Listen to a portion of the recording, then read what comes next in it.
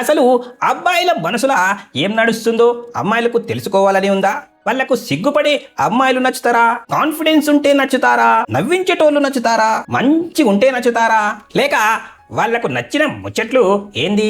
ఇలాంటివన్నీ సుత్తి లేకుండా ఉన్నది ఉన్నట్లు నిజాలు ప్రతి అమ్మాయి తెలుసుకోవాల్సిందే. అసలు ముచ్చట ఏంటంటే అబ్బాయిలు చూడడానికి ఏం తెలియని అమాయకుల్లాగా ఏదో నవ్వుకుంటూ అర్థం కానట్లు కనిపిస్తారు, కానీ లోపల వాళ్ళు కూడా మనోలే. ప్రేమ, అట్రాక్షన్, వాళ్ళకంటూ ఒక గుర్తింపు, వీటన్నింటికి మధ్యలో వాళ్ళు కూడా కన్ఫ్యూజ్ అవుతుంటారు. మీకు 19 ఏళ్ళు ఉండని 29 ఏళ్ళు ఉండని కానీ ఒకరిని ఇష్టపడడం స్టార్ట్ చేయగానే మనసులో ఏదో తెలియని ఆలోచనలు, టెన్షన్, ఓవర్ థింకింగ్ స్టార్ట్ అవుతుంది. వాడి దృష్టి మన మీదకి ఎట్లా తిప్పుకోవాలి, వానికి ఎలాంటి అమ్మాయిలు నచ్చుతారు, ఏం చేస్తే వానికి చిరాకు వస్తుంది, ఎలాంటి మెసేజ్లు చూస్తే వాడు మురిసిపోతాడు, అసలు ఒక అబ్బాయి మనస్ఫూర్తిగా నాకు తానే కావాలి అని ఎప్పుడు అనుకుంటాడు, ఇవన్నీ తెలుసుకోవాలని ఉంటది కదా. ఇది ఉత్త అట్రాక్షన్ గురించే కాదు, అబ్బాయిలు ఎమోషనల్ గా ఏం కోరుకుంటారు, అమ్మాయిలకు ఎట్లాంటి రెస్పెక్ట్ ఇస్తారు, వాళ్ళు ఏం గమనిస్తారు, దేనికి కన్ఫ్యూజ్ అవుతారు, దేనికి పడిపోతారు, పైపైన ముచ్చట్లు కావు.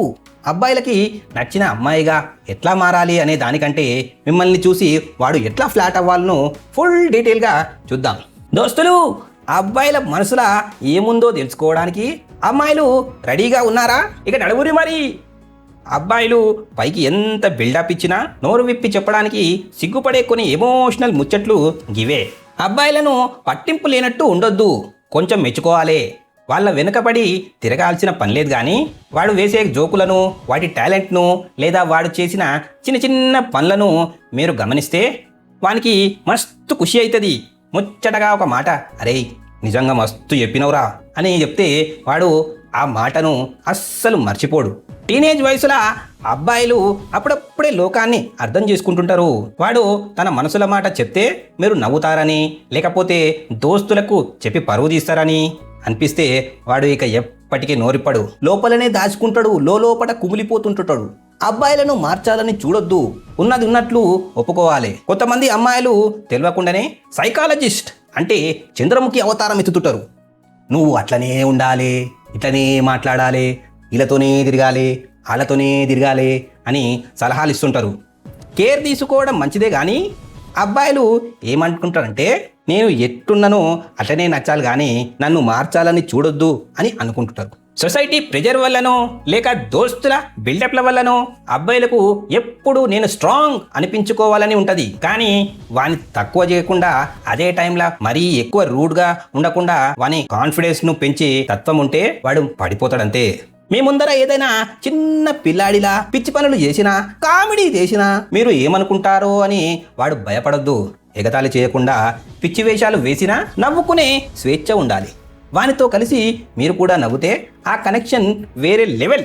వానికి స్కేట్ బోర్డింగ్, వీడియో గేమ్స్ లేదా ఏదో పిచ్చి పాటలు వినడం నచ్చొచ్చు. అవి పిచ్చి పిచ్చి ఉన్నాయని అవి మీకు నచ్చకపోయినా, అవునా ఎట్లా ఆడతారా అది అని కొంచెం ఇంట్రెస్ట్ చూపిస్తే వాడు ఫుల్ ఖుషి అయిపోతాడు.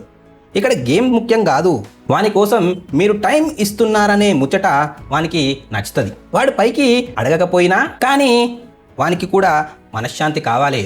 నువ్వు ఎట్లున్నా నాకు నచ్చుతావు, నువ్వు నా కోసం మరీ అంత కష్టపడాల్సిన అవసరం లేదు అని చెప్తే వాని మనసులో ఉన్న టెన్షన్లన్నీ పటాపంచలైపోతాయి. నాకంటూ ఒక వాల్యూ ఉంది అనిపించాలి. ఇదే అందరికంటే పెద్ద ముచ్చట. అబ్బాయిలకు కూడా తామంటే ఎవరికో ఒకరికి ప్రాణం అనిపించుకోవాలని ఉంటుంది. మీ లైఫ్లో వానికో ప్లేస్ ఇస్తే ఆ కిక్కే వేరు. ఇక నెక్స్ట్ ముచ్చట, పైపైన కనిపించే ముచ్చట్లే కాకుండా అమ్మాయిల్లో అసలు ఏం చూసి అబ్బాయిలు అట్రాక్ట్ అవుతారు, అమ్మాయిలలో అబ్బాయిలకు ఏం నచ్చుతుంది అనే నిజం మాట్లాడుకుందాం. అప్పుడప్పుడు మనకు ఏమనిపిస్తుంది అంటే, ఎవరికైతే మంచి జుట్టు, కిరాక్ బట్టలు, ఇన్స్టా ఫోటోలకు వేలల్లో లైకులు వస్తాయో వాళ్ళనే అబ్బాయిలు చూస్తారు అని అనుకుంటాం. కానీ ఎవ్వరు చెప్పని ఒక సీక్రెట్ ఏంటంటే, గా ముచ్చట్లు చూసి అబ్బాయిలు ఒక నిమిషం అట్లా చూస్తారేమో కానీ దాంతోనే లైఫ్ లాంగ్ పడిపోరు. అబ్బాయిలు ఒక అమ్మాయికి అట్రాక్ట్ అవుతున్నారంటే అది ఉత్త లుక్స్, లైక్స్ గురించో కాదు, అంతకంటే లోతైన ముచ్చటుంటది. అవే వాని ఆలోచనలను, మనసును టచ్ చేస్తాయి. వాడు మన దోస్తుల దగ్గరకు పోయి, ఏమోరా బై గా అమ్మాయిల ఏదో తెలియని మ్యాజిక్ ఉందిరా అని చెప్పేలా చేస్తాయి. మంచి ముచ్చట ఏంటంటే దీనికోసం పైసలు ఖర్చు పెట్టాల్సిన పని లేదు. కొంచెం కాన్ఫిడెన్స్, మంచి మనసు ఉంటే చాలు. అసలు నేను అబ్బాయిల కనబడాలంటే తెల్లగా మెరిసిపోతూ ఫెయిర్ అండ్ లవ్లీలు పెట్టుకొని వేలల్లో ఫాలోవర్స్ ఉన్న సెలబ్రిటీలా ఉండాలా అని డౌట్ రావచ్చు. అసలైతే మంచిగా అయితే అస్సలు అవసరం లేదు. అబ్బాయిలు ఉత్త పైన ముచ్చట్లే చూడరు. జనాలు అనుకునేదానికంటే ఎక్కువగానే గమనిస్తుంటారు. వాళ్ళ మనసు దోచుకునే అమ్మాయిల బ్రాండెడ్ జీన్స్ కంటే ఎక్కువ ఏదో ఉంటుంది. తిక్క ముచ్చట్లు ఉన్నా ఉండే కాన్ఫిడెన్స్ అంటే ఏదో గట్టిగా అరవడం, పర్ఫెక్ట్గా ఉండడం కాదు. మీకున్న కొన్ని తిక్క అలవాట్లను కూడా మీరు ఓపెన్గా ఒప్పుకోవడం. టెన్షన్ వస్తే ఏవో పిచ్చి ముచ్చట్లు చెప్తున్నా, కావాలనే 2 కాళ్ళకు వేరువేరు సాక్స్ వేసుకున్నా దాన్ని స్టైల్గా ఓన్ చేసుకుంటే మీరు స్పెషల్గా కనిపిస్తారు.